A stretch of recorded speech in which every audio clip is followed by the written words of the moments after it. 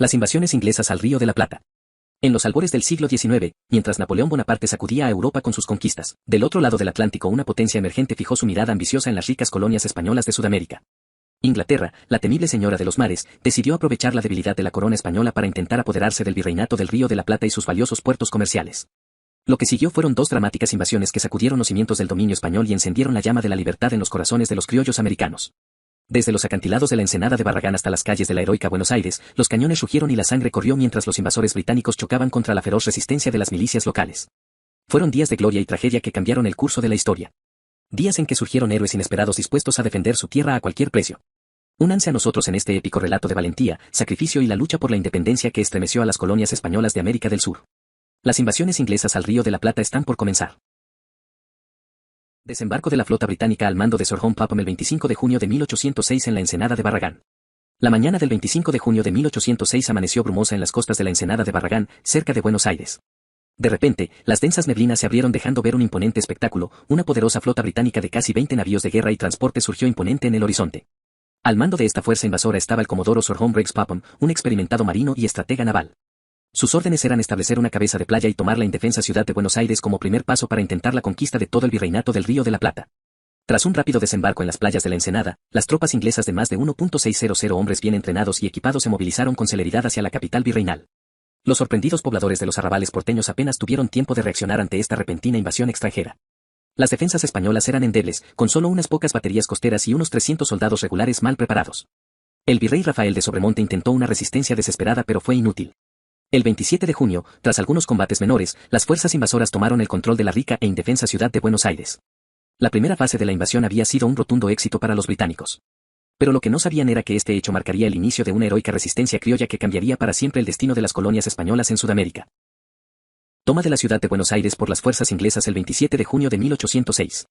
Las tropas británicas al mando de Popham avanzaron rápidamente tras su desembarco en Barragán. La defensa española era precaria, con solo algunas baterías costeras y unos 300 soldados mal preparados.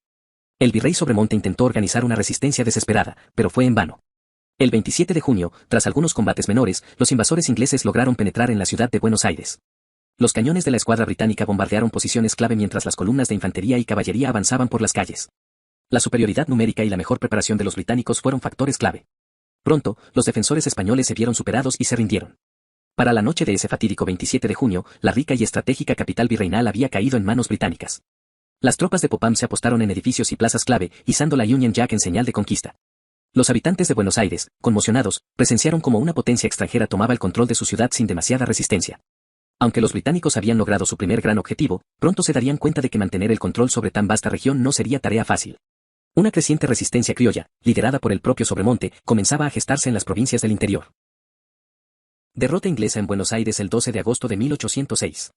Tras varias semanas de preparativos, el ejército miliciano reunido por Sobremonte estaba listo para intentar recuperar Buenos Aires de manos británicas. El 1 de agosto, las fuerzas realistas se aproximaron a las afueras de la ciudad sitiada.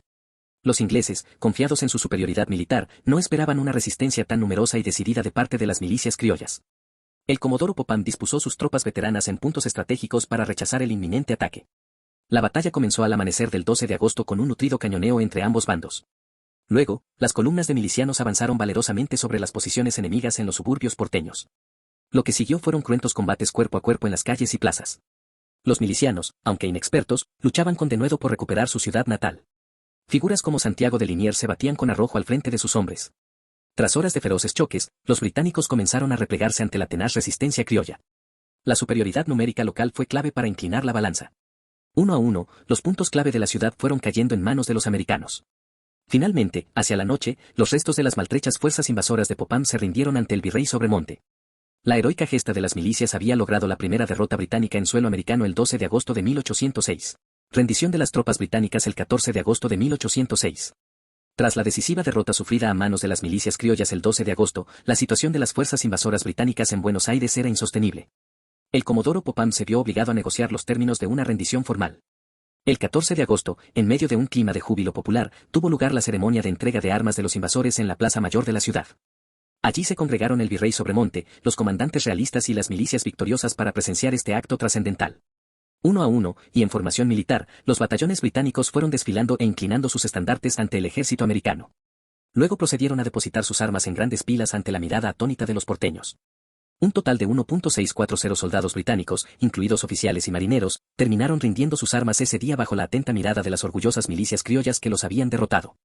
Popham aceptó las condiciones de rendición impuestas por Sobremonte, que incluían la salida inmediata de todos los efectivos enemigos de Buenos Aires y sus alrededores. Pronto, la flota de transporte zarpó de regreso a Inglaterra cargando a los vencidos invasores. Esta victoria sin precedentes sobre una de las principales potencias mundiales de la época sembró la semilla de la independencia en los corazones americanos. Por primera vez, se vislumbró que era posible vencer al poder colonial en campo abierto. Desembarco de una nueva fuerza militar británica al mando de Sir Samuel Auchmuty y John Wadlock en enero de 1807 en la ensenada de Barragán. A pesar de la derrota sufrida en 1806, los británicos no se dieron por vencidos en su intento por apoderarse del virreinato del Río de la Plata. En enero de 1807, una nueva y poderosa fuerza expedicionaria llegó a las costas rioplatenses con órdenes de vengar el revés anterior. Esta vez, el mando recayó en los experimentados generales Sir Samuel Auchmuty y John Wadlock. Bajo su batuta se encontraban cerca de 10.000 soldados veteranos, junto a un imponente tren de artillería y abundantes suministros. El 28 de enero, la flota británica de más de 50 navíos comenzó a desembarcar sus tropas en la misma ensenada de Barragán donde un año antes lo hiciera Popham. Los defensores españoles apenas pudieron ofrecer resistencia ante semejante despliegue de poder de fuego. Rápidamente, los invasores establecieron cabezas de playa y avanzaron sobre la vecina ciudad de Montevideo. Tras algunos combates, la plaza uruguaya capituló el 3 de febrero ante la superioridad numérica enemiga.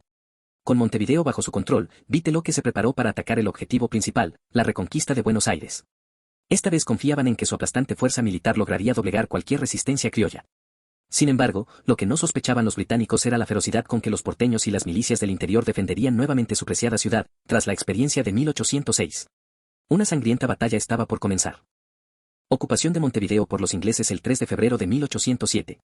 Tras el desembarco de las poderosas fuerzas británicas en la ensenada de Barragán, uno de sus primeros objetivos fue tomar la plaza fuerte de Montevideo, en la otra orilla del Río de la Plata.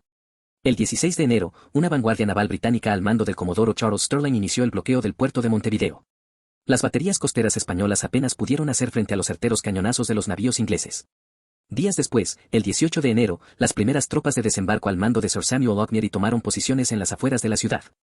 Se preparaban para un asalto en toda regla contra las murallas de la fortificación. La guarnición española en Montevideo, al mando del gobernador Pascual Ruiz Huidobro, apenas sumaba unos 1.500 hombres mal pertrechados. Resistir el embate británico sería casi imposible. El 3 de febrero, tras algunos combates menores, Ruiz Huidobro se vio obligado a capitular ante el aplastante poderío de Auchmuty. Las tropas invasoras entraron triunfantes en Montevideo e izaron la Union Jack sobre la ciudadela. Con la caída de esta importante plaza, los británicos lograban un valioso punto de apoyo para la conquista del resto del virreinato. Más de 1.800 prisioneros españoles fueron capturados junto a un cuantioso botín de guerra. Auchmuty dejó una guarnición en Montevideo y se preparó para unirse al grueso de las fuerzas de Viteloque que se concentraban frente a Buenos Aires. La batalla decisiva por el control del virreinato del Río de la Plata estaba por librarse. Ataque británico a Buenos Aires el 2 de julio de 1807. Tras asegurar Montevideo como base de operaciones, los británicos se lanzaron a la conquista definitiva de Buenos Aires.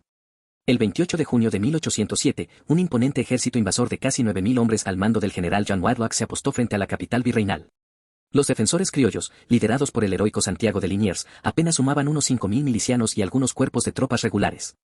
Pero ardían en deseos de repetir la victoria del año anterior sobre los ingleses. En la madrugada del 2 de julio, la artillería británica rompió fuego contra las posiciones americanas en un intento de abrir brecha. Luego vinieron oleadas de asaltos de infantería apoyados por caballería contra los arrabales porteños. Los criollos respondieron con fiereza, plantando batalla en cada calle, plaza y edificio. La ciudad se convirtió en un sangriento campo de ruinas donde avanzadas enemigas y defensores se batían cuerpo a cuerpo. Figuras como Liniers, Juan Martín de Pueyrredón y otros jefes milicianos se lanzaron con arrojo al combate, arengando a sus hombres. Las mujeres porteñas también participaron activamente en la resistencia. Tras horas de cruentos combates, los británicos lograron tomar algunas posiciones clave como el convento de las monjas catalinas. Pero su avance se vio constantemente frenado por la tenaz oposición criolla. Al caer la noche, muchas de las tropas invasoras se encontraban completamente rodeadas por los defensores en un terreno urbano hostil. La balanza comenzaba a inclinarse del lado americano nuevamente. Rechazo de las tropas inglesas por las milicias locales lideradas por Santiago de Liniers. Tras los violentos combates del 2 de julio, la situación para los invasores británicos en Buenos Aires se tornó muy precaria. A pesar de su aplastante superioridad numérica y armamento, se encontraban atrapados en un terreno urbano hostil, acosados por todas partes por las tenaces milicias criollas. Al mando de la resistencia porteña se encontraba el heroico Santiago de Liniers, un marino francés que había abrazado la causa americana. Junto a otros jefes milicianos como Juan Martín de Pueyrredón, Liniers dirigía las operaciones con valentía y arrojo. El 3 de julio, los combates arreciaron en todos los frentes. Las guerrillas de vecinos porteños hostigaban sin tregua a los ingleses, convirtiéndose en una auténtica espina clavada en su costado. Liniers lanzó ataques coordinados para cortar las líneas de retirada enemigas e impedir que recibieran refuerzos. Varias columnas británicas quedaron atrapadas y rodeadas en las ruinas de la ciudad. El 5 de julio, los tenaces milicianos de Liniers lograron un triunfo clave al reconquistar la posición estratégica del convento de las monjas catalinas, arrancándola de las garras británicas. La moral de los invasores comenzó a decaer ante tan encarnizada resistencia. Por todas partes solo encontraban el plomo criollo y el odio de una población decidida a expulsarlos. Finalmente, el 6 de julio, el maltrecho general Viteloque comprendió que su situación era insostenible. Al día siguiente, con su ejército diezmado, se vio obligado a entregar sus armas ante Liniers, poniendo fin a la segunda y definitiva invasión británica. Rendición británica después de violentos combates callejeros el 7 de julio de 1807. Tras casi una semana de feroces combates casa por casa en las calles de Buenos Aires, las fuerzas invasoras británicas al mando del general John Wadlock se encontraban totalmente acorraladas y diezmadas por la incansable resistencia de las milicias criollas lideradas por Santiago de Liniers. El 6 de julio, Viteloque comprendió que su situación era insostenible. Numerosas columnas británicas habían quedado atrapadas y rodeadas en distintos puntos de la ciudad, sufriendo un asedio implacable. Las bajas se acumulaban sin que lograran avances decisivos. Por su parte, los milicianos de Liniers controlaban las principales plazas, edificios y avenidas, cerrando el cerco sobre los invasores desde todos los frentes. La población civil porteña colaboraba activamente con la resistencia, convirtiéndose en un auténtico ejército de guerrilleros urbanos. En la mañana del 7 de julio, Viteloque envió una oferta de rendición a Liniers. No le quedaba más opción que entregar sus armas para salvar lo que quedaba de sus maltrechas tropas. Esa misma tarde tuvo lugar la ceremonia de capitulación en el fuerte de Buenos Aires. Desfilaron largas columnas de soldados británicos derrotados, depositando sus armas y banderas ante las milicias criollas victoriosas. Un total de 6.284 efectivos enemigos, entre oficiales y tropa, terminaron rindiendo sus armas ese día tras la heroica resistencia porteña que los expulsó definitivamente de la capital virreinal. La rendición de Viteloque fue la derrota más humillante sufrida por las fuerzas británicas en toda su campaña en el Río de la Plata. Marcaría el ocaso de las ambiciones inglesas en la región por mucho tiempo. Aceleración del proceso hacia la independencia de las colonias españolas en el Río de la Plata.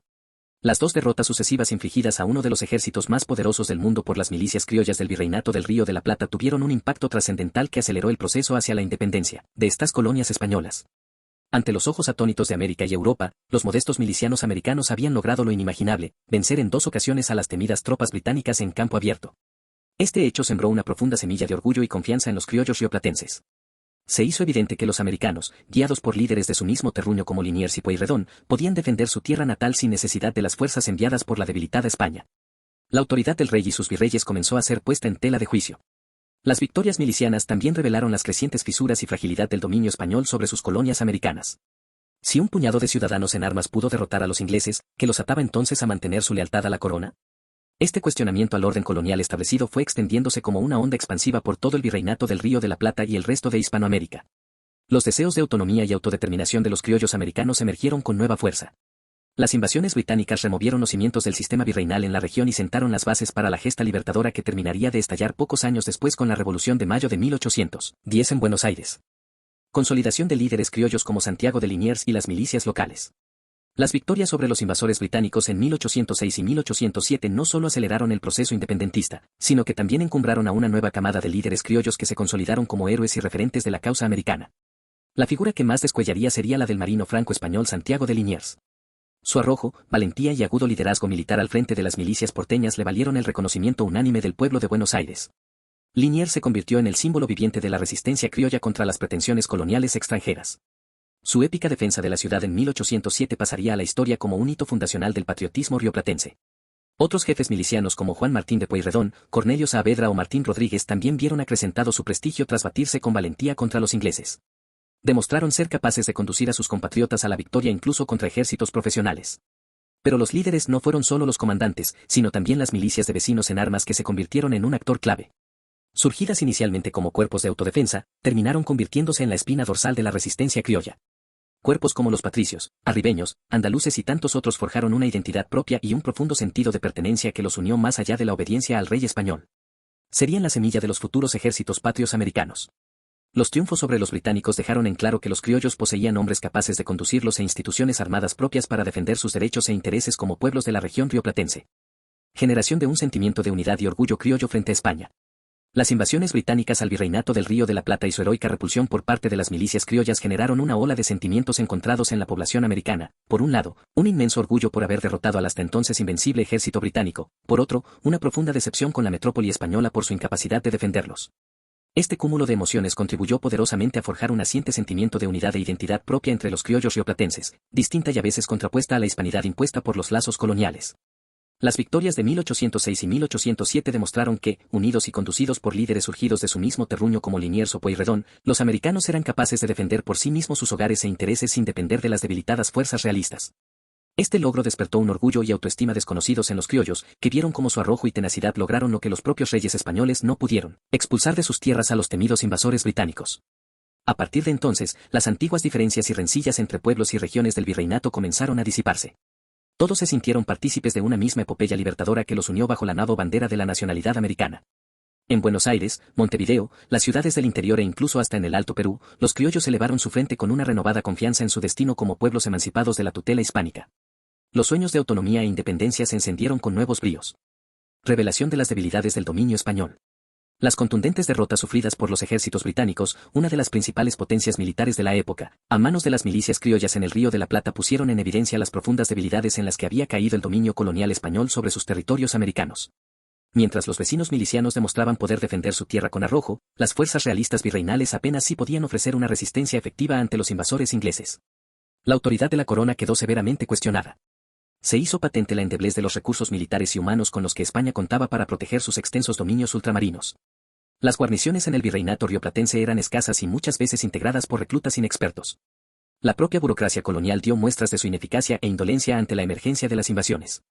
De no haber sido por el levantamiento espontáneo de las milicias criollas, es probable que los británicos hubiesen logrado sus objetivos con mayor facilidad. Esta insuficiencia del poder virreinal contrastaba con el empuje y compromiso demostrados por los americanos al forjar y desplegar sus propias fuerzas milicianas para rechazar al enemigo extranjero. Las victorias sobre los ingleses revelaron que los criollos ya no necesitaban depender de las decadentes estructuras coloniales para su defensa. Tenían la voluntad y los medios para proveerse su seguridad por sí mismos, sin la tutela española.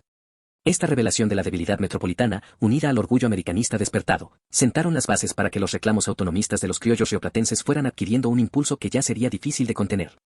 Apertura de espacios para el autogobierno. Las invasiones inglesas y su repulsión por las milicias criollas abrieron una brecha que permitió emerger con fuerza los anhelos de autogobierno y autodeterminación en los territorios del antiguo virreinato del Río de la Plata.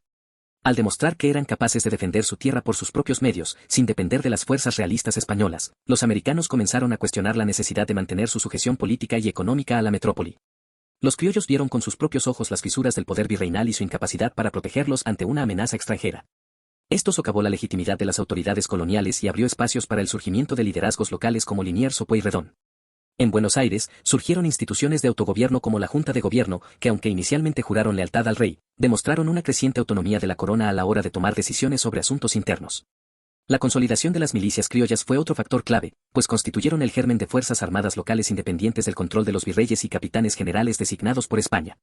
Estos nuevos ámbitos de poder autónomo criollo chocaban inevitablemente con los antiguos marcos del rígido sistema colonial español basado en el monopolio y la sumisión de las colonias americanas. Fue así que las invasiones inglesas removieron los cimientos del dominio hispánico y abrieron los espacios desde donde terminaría gestándose el movimiento emancipador que condujo a la Revolución de Mayo de 1810 y la posterior independencia del Río de la Plata. Conclusiones. Las invasiones inglesas al virreinato del Río de la Plata entre 1806 y 1807 marcaron un punto de inflexión trascendental en la historia de la región. Lo que inicialmente fueron intentos de conquista colonial por parte de Gran Bretaña, terminaron convirtiéndose en la chispa que encendió los anhelos independentistas de los criollos americanos. Las contundentes victorias de las milicias locales sobre uno de los ejércitos más poderosos del mundo sembraron un profundo orgullo y confianza en su capacidad de autodeterminación. Surgieron nuevos líderes criollos como Liniers y Pueyrredón que demostraron que los americanos podían defender su tierra sin depender de España. Estos triunfos también revelaron las debilidades del dominio colonial hispánico y abrieron espacios para el autogobierno local, socavando las bases del antiguo sistema virreinal. Los deseos de autonomía e independencia encontraron un caldo de cultivo propicio. En definitiva, las invasiones inglesas aceleraron de manera decisiva los procesos que desembocarían años más tarde en el movimiento emancipador que condujo a la gesta revolucionaria de mayo de 1810 y la creación de las nuevas naciones americanas en el Cono Sur.